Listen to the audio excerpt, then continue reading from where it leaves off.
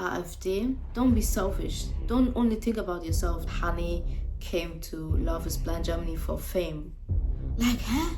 Annie, this woman. I brought a little gift for you guys. Mind blowing.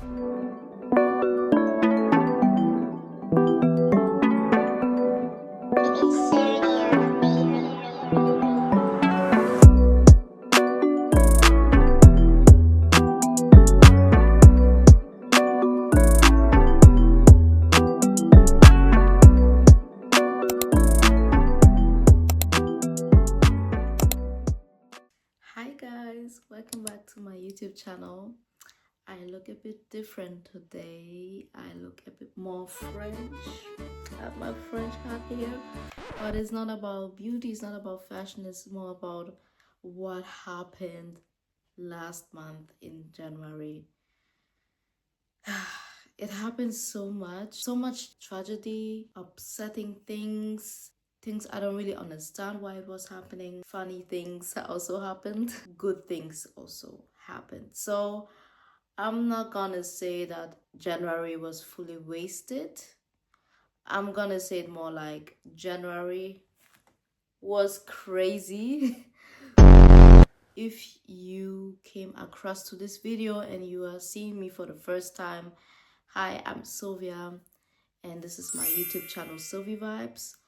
And I do fashion beauty content, but also lifestyle content, anything about life. Now that you're watching the video, and if you haven't subscribed to me yet, go ahead and subscribe to my YouTube channel. I would really appreciate it. But before we start with the video, I just want to say a short thank you for all my subscribers, because I just started my YouTube channel in January. And currently we are almost by 80 subscribers, so it is mind-blowing. God bless you for that, and I promise you guys to always bring you nice and exciting content that is not just boring but exciting content that you actually like to see. Thank you so much, and yeah, let's get right into it. I have my notes. We are actually talking about just 31 days of a whole year. And in these 31 days, many things happened. I'll try to follow the timeline. Yeah, the first thing that happened is me. I started my YouTube channel, and I have mentioned this before, that I always wanted to start a YouTube channel. And I felt like now was the time to do it, because I felt ready to it. And here I am doing my videos. So all my last videos, my get to know me video, my makeup for beginners video, thank you for all the feedback that I received in the last weeks. It really keeps me going, and yeah, God bless you for that. I can't wait what the future holds for us. And also I have planned so many nice contents that I want to do on this YouTube channel. So you're just gonna watch me grow and enjoy with me, you know. So thank you. We're gonna continue with something very unfortunate. As I was researching and learning about it, I realized that it was so sad. I actually only knew about the incident, but I didn't know why it happened.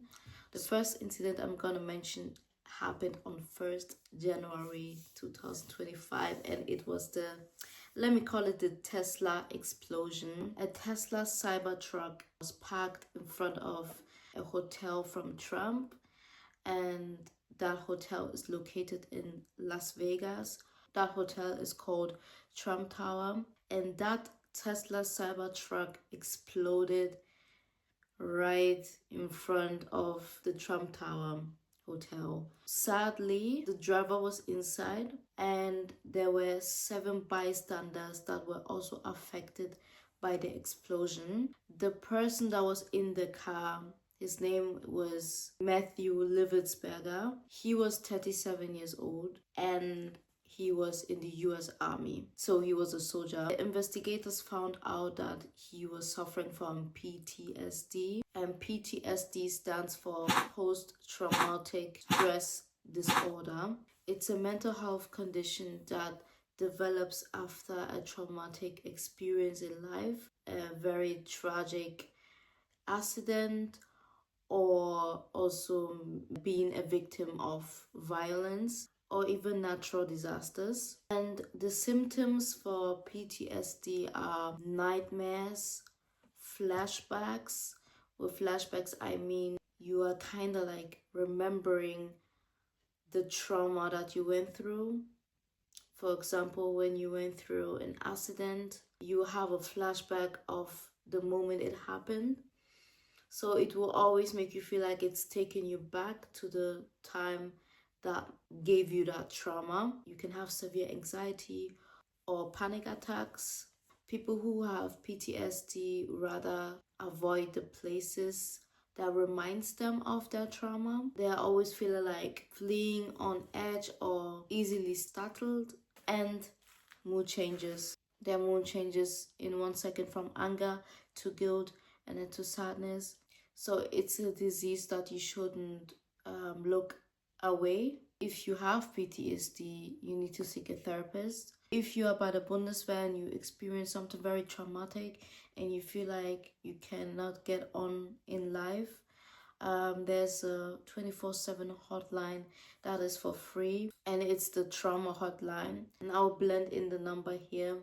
I'll also put it in the description box below so that you can always check the number. And yeah, getting help doesn't show weakness. It rather shows that you are strong and that you want to go a step further into the right path. So Matthew is the one who did the explosion, and some people found some writings from him. In his writings, he wrote that what he did is not meant to be seen as terrorism. It's supposed to be seen as a political message. The cause of the explosion was fireworks and gas canisters. Like, both of those stuff were inside the car. And one crazy thing about this case is Matthew used ChatGPT to gather information on explosive placements. So the next thing I'm going to talk about is the plane crashes. I know for sure that everyone heard about the plane crashes, plane crashing here, plane crashing there. It was too much. In January alone, there were 5 plane crashes. 5. The first plane crash was in California. A small RV-10 crashed into a warehouse. 2 people died. The pilot and a father, and other 2 people were injured. There was possibly a door malfunction during the flight. I think the door wasn't really working. The second plane crash that happened in January was in Colombia, in Antioquia. I hope I said it right. That happened in January 8th. A small Cessna 402C crashed into a mountain. The plane was coming from Urado and it wanted to arrive in Medellin. Everyone died in that plane and the cause is still under investigation. So the next plane crash that happened was in Brazil, in Ubatuba, and that happened the next day, January 9th. A Cessna 525 Citation jet overran the runway and crashed on a beach. The pilot died. 4 passengers were injured.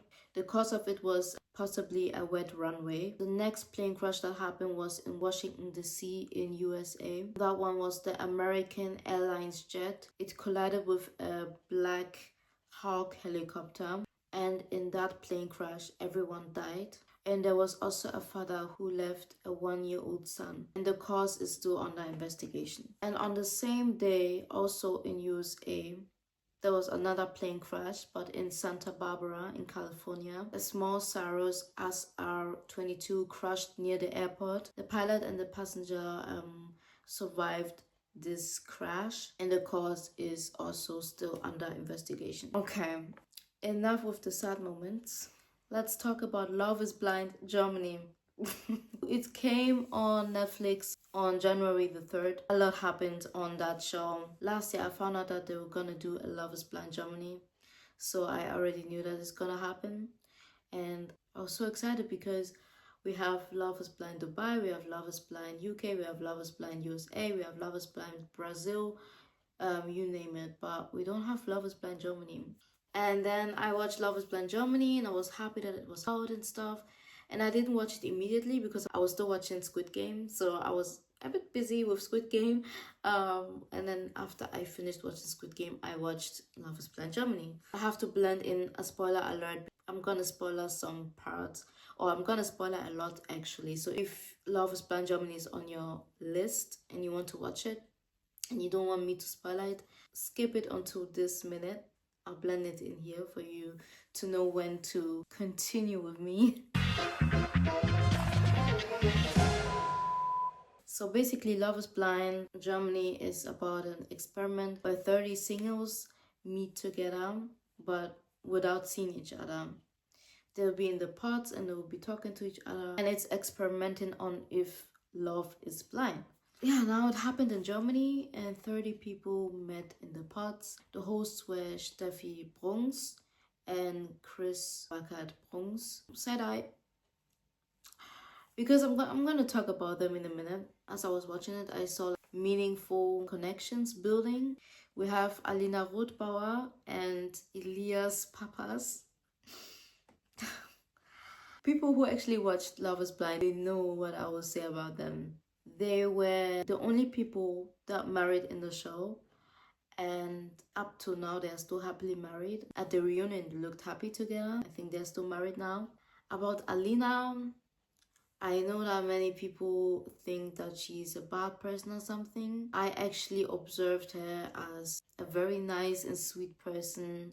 I like her smile. She's very beautiful. But the reunion is giving me mixed feelings, because it's always hard for me to believe what I see on the TV, even though it looks real and it looks like that's the case, or maybe, I don't know. At the end of the day, I always try to remember that the people that I see on TV, I don't know them personally.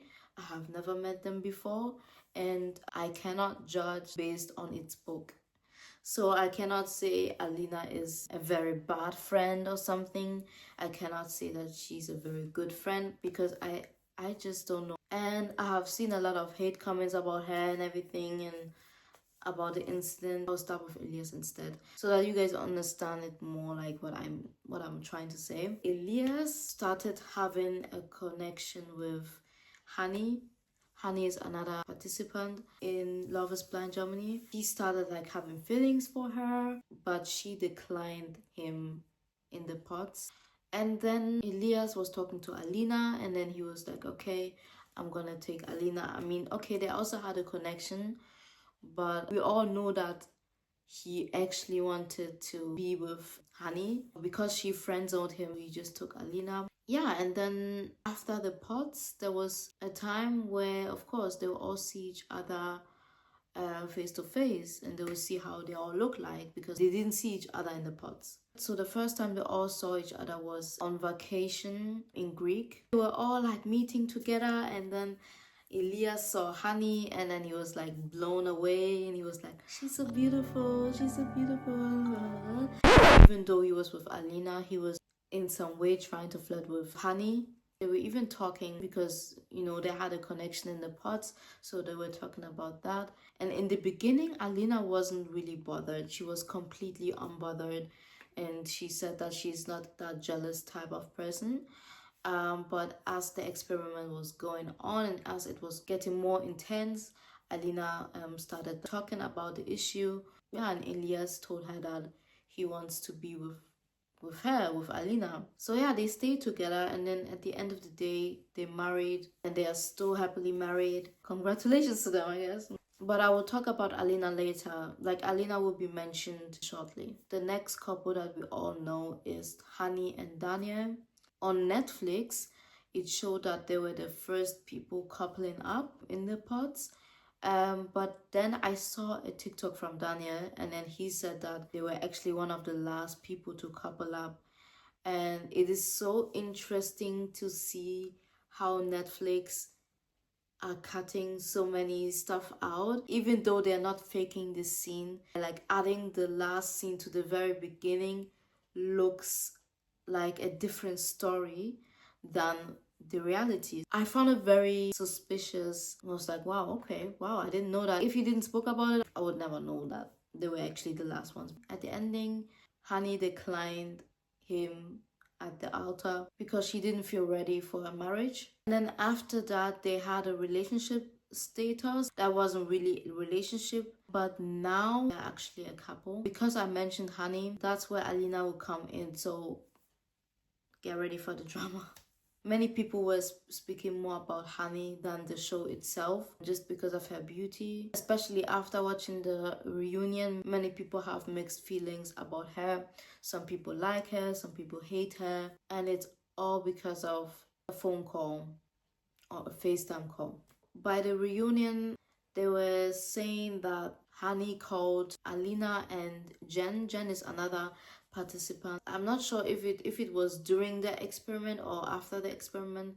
She was on a phone call with them and she said horrible stuff about Daniel, about the one that she's together with now. Like horrible things that will make you think like this girl doesn't even love him. And then as I was watching the reunion, Daniel looked so surprised. Ich weiß nicht, was ich sagen soll, also. And that's where it escalated. Honey was keep declining them like 99999.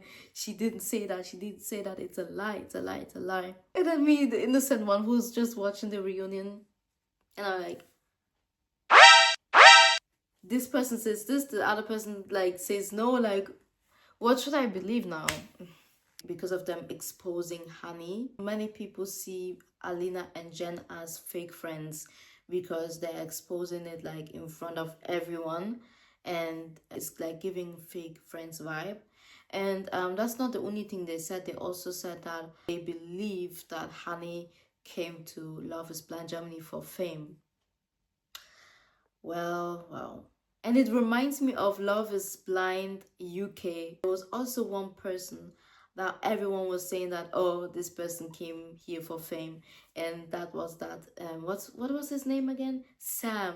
He had a huge backlash on social media. In Germany it's kind of like by Honey, that she's the one who is like being targeted for coming on Love is Blind Germany for fame. And once again, I don't know if it's true or not. I don't know. And Honey started crying at the reunion. She couldn't hold back her tears. And you could see that she was very, very hurt by what was said about her. And that's not only the only thing that happened against her in that moment. The hosts that I was giving side eye to in the beginning. Do you guys remember? Side eye? Those two hosts, no? I don't know who told them to do that. At the very beginning, when they were doing the reunion, they said that they don't tolerate any hate comments.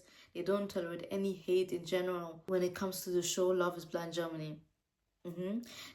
The same people who said that are the same people who also started reading the hate comments out loud in front of Honey. And I'll be like, that was such a bad move. Because what are you guys trying to do? Are you guys trying to spice up the series because you guys don't really have the spice? Or why do you guys have to use a human being as a target? Like, what is going on? And then they were like checking to see if Honey will react. Like, huh?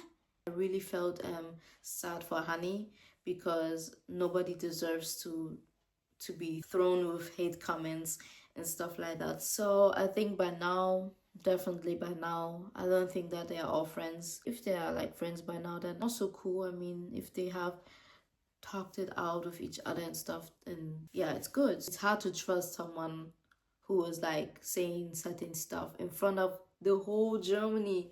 Not only Germany, other countries were watching it because, I mean, Love is Blind is a very famous experiment on Netflix. So people just don't watch the Love is Blind UK or Love is Blind USA. I mean, when they see Love is Blind Dubai or Love is Blind Germany, they're gonna watch it, of course. It's the experiment that is so interesting, you know. But Germany, Love is Blind Germany really disappointed me. I really felt like it could have been the best Love is Blind, but I think I have put too much hope into Love is Blind Germany. And I don't know, I felt like as the episodes were going by, I felt more and more bored and bored and bored about this whole thing. And I actually, there was even a time where I wanted to stop Love is Blind Germany completely, because I was like, "Ugh," it was getting more and more boring.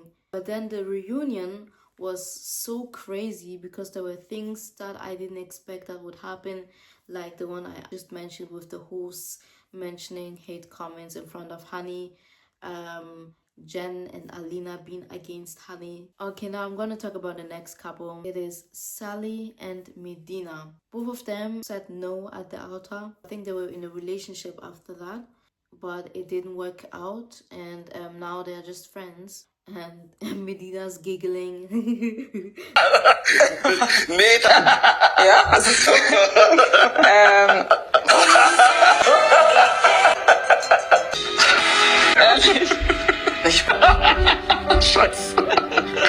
It's so funny. Now about Shella and Pascal. Wow.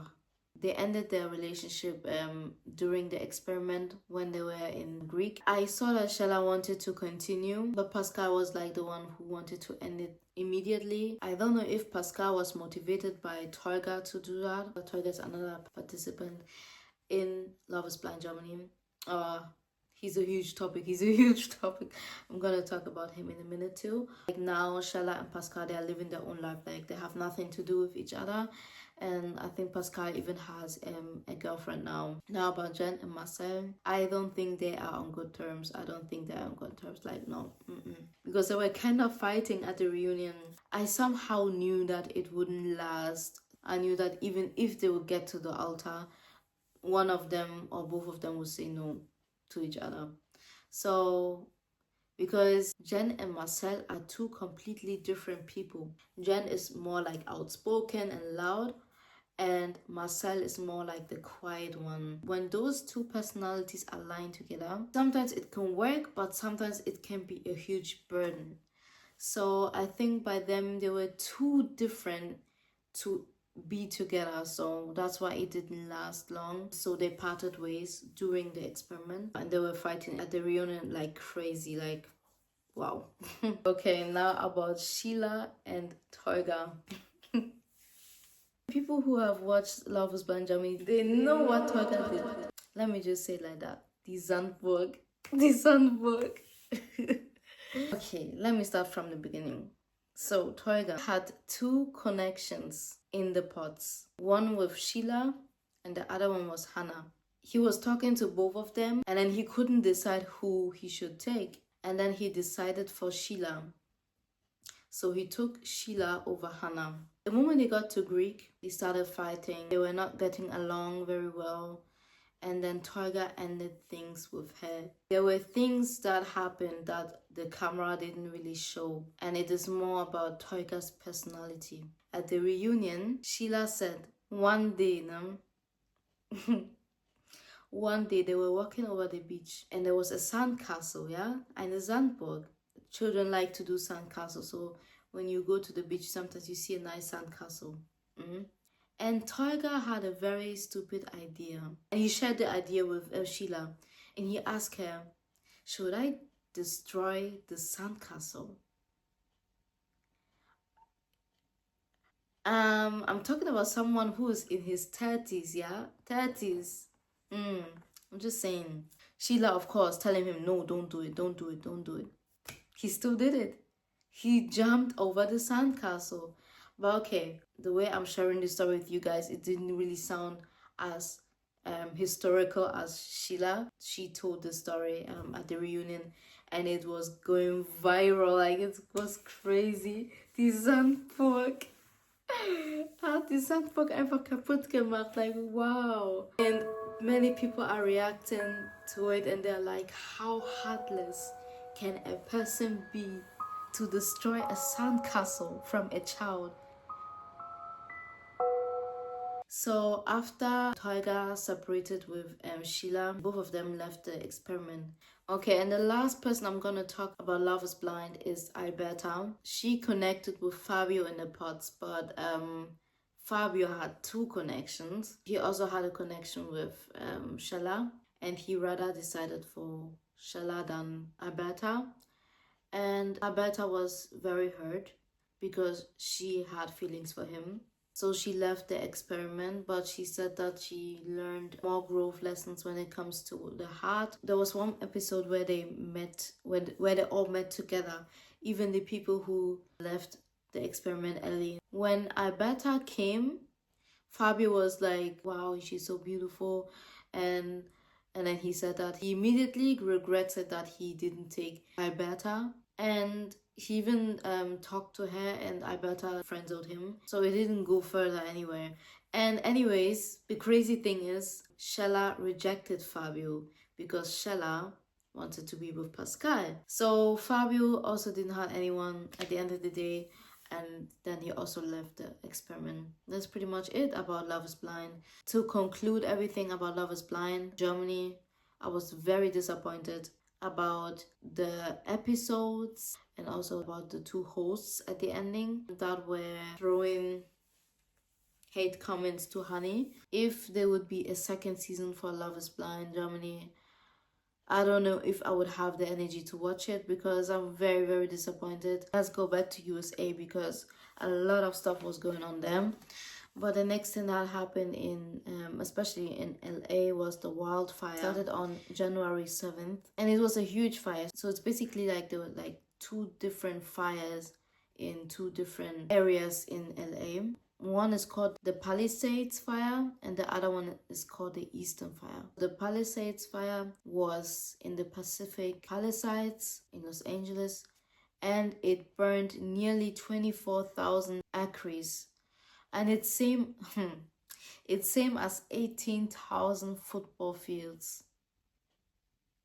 And it destroyed 7,000 buildings and homes, and 12 people died. I have to correct myself. I said Eastern, or did I say Eaton? Because it's actually the Eaton fire. And it was located in Altadena, and it burned over 14,000 acres. It's same as a small city, or like same as Manhattan, New York. It destroyed nearly 10,000 buildings and homes, and 17 people died. And there were also like contributing factors to the wildfire, and it was the Santa Ana winds, the hurricane force winds. It was reaching up to 100 miles per hour, and because of that, it was spreading the fire more, and it made it all worse, pushing the fire everywhere it can go. By then, it doesn't really rain a lot. The trees and the plants were too dry, so it made it very easier for the fire to spread everywhere.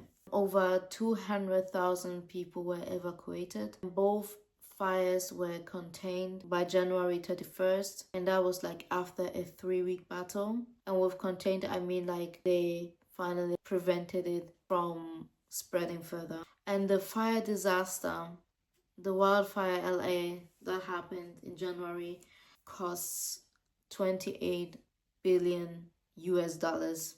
And it's the most costly fire disaster in the US history. I want to talk about the firefighters that were there or not there, because as I was like seeing some of the videos, I saw some firefighters like using a handbag and then just like pouring water onto the big fire. I don't know if the firefighter was thinking that the fire will go off like that. No, and I think there were some problems with the firefighters. And one thing that I also know is that house insurances have cut short many insurances in LA so that they don't have to deal with the cost that I was just mentioning. So I guess in LA it's very hard to get a house insurance. So now I'm gonna talk about more positive stuff about myself, and I want to tell you guys that I'm currently collaborating with Daniel Wellington. It's a jewelry store. They sell watches, bracelets, earrings, necklaces. And I'm also collaborating with Ideal of Sweden. I brought a little gift for you guys. Valentine's Day is coming up, and if you guys don't have an idea yet what to gift your loved ones, I have a personal code for both of the websites, for Daniel Wellington and for Ideal of Sweden. And for Daniel Wellington, my personal code is Sylvie15. I'm gonna blend it in. When you use the code, you will get 15% off your purchase. And also for IDEO Sweden, my code is BBSylvie15, and you also get 15% off on IDEO Sweden. IDEO Sweden, they sell very nice phone cases. I myself have a phone case by them, and also a phone wristlet strap, and also a nice phone charm to make your phone look more beautiful. They also have a Valentine's Day collection right now. They're offering a lot for many iPhones, and also offer Samsung Galaxy. So you can check out, and don't forget to use my code when you are like buying something from them as a nice gift for even yourself or your loved ones. And you're gonna see more content when it comes to that. And I'm also currently collaborating with another brand, but I'm not gonna mention the name now because but you're gonna see something about it very soon, so get ready for that too. I mean, I just started YouTube, and I also like to call myself a UGC creator, a user generated content creator. I like testing products from other brands, reviewing things, and this is just the beginning, so I'm just grateful for that, and you guys will see more. So okay, so the next thing that happened was Young, Famous and African. It also came out on Netflix, and this is also gonna be a spoiler alert. So if Young, Famous and African is on your list and you want to watch it, then please skip to this minute. Young, Famous and African is about famous, wealthy people in Africa. They are like in a group, they are like showing their friendships, and of course a lot of drama is happening there, and they also give you like a glimpse of their personal life. So the third season came out on January 17th, and of course there were new faces. You were able to see Ini Edo. She is a very famous Nigerian actor. And then also Shakib Lutaya, he's from Uganda and he's a businessman. And in season 3 he's getting married to Zari, and that's where the drama starts. Zari is getting married to Shakib, and that's not her first marriage. Before that, she was together with Diamond Platnumz. He is an Afrobeat artist. They have 2 kids together, but now they are not together anymore. At the very beginning of season 3, you can see that Zari was getting married to Shakib, and everybody was there apart from Diamond. And then later Diamond revealed that he wasn't invited to the wedding. So the next 2 people that also were included in drama were Annie Annie, this woman, and Swanky. Wow, this story. So let me explain it for you guys. Annie and Swanky were like best friends. They were like close friends, and all of a sudden they started fighting. They were fighting about a voice note, just a voice note. That's all, no? But anyway, later they talked it out, and then they solved the problem. So Annie mentioned that her children were questioning her character due to Swanky's claims about a voice note. She said, "You're making me have to explain to my child about my personality." And the thing is, it all started with like Swanky heard Annie's conversation with her manager, and she was like saying very nasty stuff. One thing I want to include about Annie is she's the one who had like fight with everybody. She was fighting with Zari, she was fighting with Nadia, she was fighting with Swanky, like I mentioned. She was always fighting with everyone. And there was even for a time that she kind of disappeared in the 3rd season, and then she came back because she said it was too much for her and everything. I'm gonna say this again. I don't know people personally that I'm watching on TV. If she's going through something, then it is what it is, you know? The way she was acting, many people think that she was on drugs. I understand why they are saying that. Maybe that's the way she talks. I don't know. And now she's even going through a very hard time because she was married to Two-Face, and he is a Nigerian Afrobeat artist, and right now they're fighting for divorce. The next thing that happened, also in USA again, like US now, many things were happening there. Like was the TikTok ban, and it was January 18th to January 19th, and we are talking about 170 million US user that were banned from TikTok for a couple of hours. So basically they didn't sell the app, and that's why TikTok was banned. The reason for that is the US government, they were scared that the company ByteDance could allow the Chinese government to access American user data or manipulate the content for propaganda. Up till now, this topic is still unresolved, and it's still unclear how TikTok's future will look like in the US.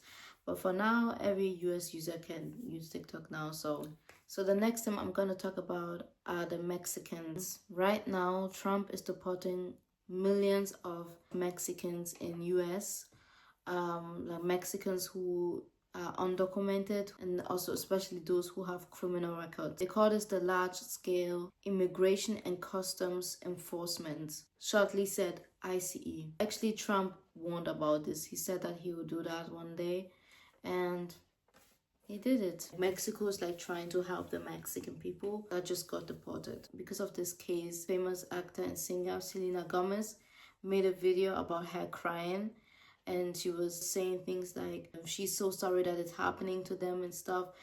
It was just an emotional video. She posted it on her Instagram story, but she has deleted it later. The Trump administration saw this video. What I mean with administration is his government officials, like his group, they saw her video and they were criticizing her. I'm like, bro, like, she just did a normal video of her crying because she was showing empathy for Mexicans because she also have Mexican roots. So of course it hurts her. So why are you guys like trying to be against her now? Like, doesn't even make sense. And now the last two topics I'm going to talk about has something to do with Germany. First of all, I'm going to talk about Elon Musk in Germany. There was a video conference with Elon Musk and the political party AfD. I did a video about voting, like reasons why you should go and vote, and also all the informations about voting. And I also introduced all the political parties to you guys. So if you guys haven't watched this video, kindly watch the video. And I mentioned AfD in my video. And let me be honest, guys, I wasn't sure if I should add them. I mean, they are also on the list. It's also possible to vote for them, but the stuff that they're standing for it's more serious than it is, you know. Let me just say it straightforward like that. Supporting this political party is like supporting the Nazis back in the Second World War. Basically, Elon Musk had a meeting with the head of AfD, Alice Weidel. He said stuff that really pissed people off. He said things like, it's good to be proud of German culture, German values, and not to lose that in some sort of multiculturalism that dilutes everything. That's not the only thing he said. He also said that children should not be guilty of the sins of their parents, let alone their great-grandparents. And he's referring it to the Nazi past, yeah? To that past. Publicly, I think only AfD can save Germany. And I just want to be very clear about that. Only AfD can save Germany. End of story. And people really need to get behind the AfD, and otherwise things are going to get very, very much worse in Germany. When you are about to vote and you hear certain things like that, and you know that it's actually not good what they are representing for, do you really want to go through that? Because it's not a good choice. And it's not a choice. It shouldn't be a choice. And it shouldn't even be on the list. While unfortunately, in the last years, they have gained more popularity. And that is the problem now. And that is the reason why many people are going out to demonstrate during this time. In Hamburg, for example, over 40,000 people were demonstrating against AfD. Also in Berlin too, over 160,000 people were demonstrating. And Germany is right now going into a very wrong direction. We all see that direction. We all see the wrong thing. We all see that. And now is our time to stand up, to rise up, to be strong, and to really think about what's good for Germany. Is it good for Germany to follow a political party that is against foreigners? that is against people who have many cultures in one person. I feel like they're also talking about me. AfD wants to make it clear that foreigners are not helping this country. That is a very dangerous thing to say, because that is when they want to include some laws. I will come to that too, because they try to include a law, and I will talk about that later. And I know that in my last video I stayed very neutral. I tried not to show my feelings, but we have come to a time in Germany where Germany is kind of like 6 feet away from falling, and it's not the time for being ignorant. If this group wins, we could have a very huge problem in Germany. And I don't even want to imagine that part, because I know that we can make it. I know that we can get through this difficult and dark time. Germany is in our hands right now. That's why I said in the last video that voting is so important, especially during this time where people are considering taking them as their role model, taking the headmaster of AfD as their role model. Elon Musk is someone who is very famous and very popular for his cars, for Tesla, and also for his rockets, for SpaceX, and everybody knows that he also bought Twitter and he made it into X. And to be honest, everybody knows that he's aligning with Donald Trump. I'm just surprised that he had the audacity to actually come to Germany and act like he knows the German culture and he knows the German history. Does he know how much multiculturalism has impacted Germany in a good way? Does he know that? Like I said in my last video, I really hope that we all move forward in Germany, and I hope that we will save Germany. And there was another thing that Elon Musk said, but that was like more directly to the headmaster, Alice Weidel. He said, "I'm very excited for the AfD. I think you're really the best hope for Germany's fight for a great future for Germany." What future is he talking about? Even the German Chancellor Olaf Scholz criticized Elon Musk's performance on the video conference. He emphasized that the freedom of speech does not extend to extreme right views. And then there's a Jewish Democratic Council of America, and they also expressed their concerns about Elon Musk and his speech. So ever since Elon Musk decided to give a speech in Germany and support AfD, it intensified the topic, AfD itself, and also it will definitely have a huge influence on the voting that is gonna take place on 23rd February. If you're watching my video and before my video you were thinking that, oh, you might consider taking AfD, think again, please. Think again. And now the last thing I'm going to talk about is CDU and AfD. CDU, to be honest, too much stuff that happened in January. And CDU disappointed me from all of them. On January 25th, the political landscape changed completely in the German history. When we talk about the German political history, it changed on that day. So it all started with a law. The Bundestag approved a motion to reject asylum seekers at the borders with support from the AfD. And the reason why this is marked as a historical shift is because CDU came in. CDU/CSU is led by Friedrich Merz. And he basically accepted the votes from AfD, which means he agrees the immigrant issue.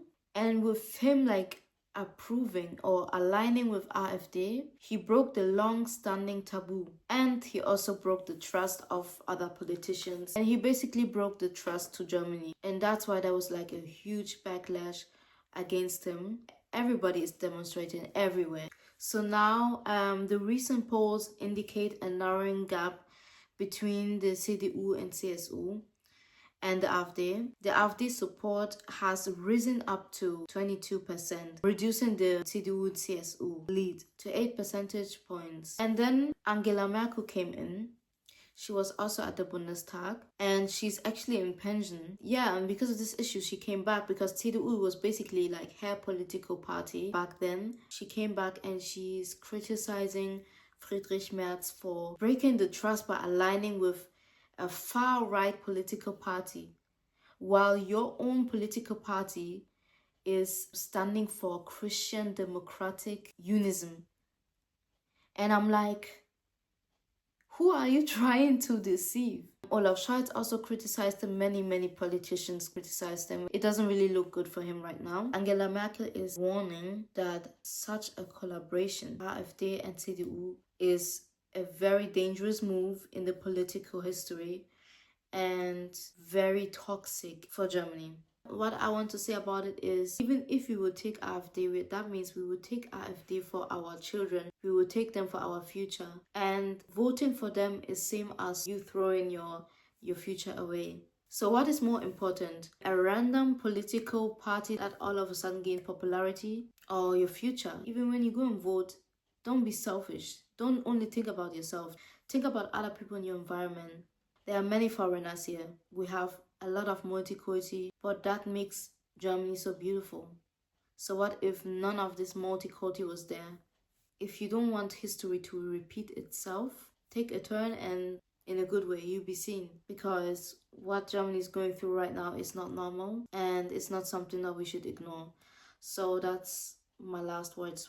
This is pretty much everything that happened in January. I know for sure many other things happened in January, but for me, these are the major topics that happened in January. Very insane. That's pretty much my video. I hope you liked this video. Share this people to your loved ones. Please don't forget to subscribe to my YouTube channel. I try to post something every week. And yeah, thank you so much for supporting me for this fresh journey that's not so fresh anymore because we are 1 month on YouTube. 1 month. So yeah, thank you so much for it and stay positive. And I'll see you next time.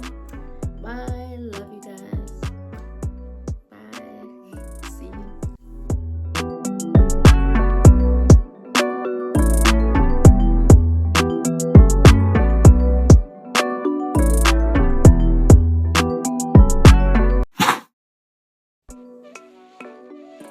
Who am I to judge, you know? So on January, I can't even talk now. Stay tuned for more Sylvievibes and for more other nice stuff from Sylvievibes. So get ready. #KeinPlatz für AfD. Thank you so much.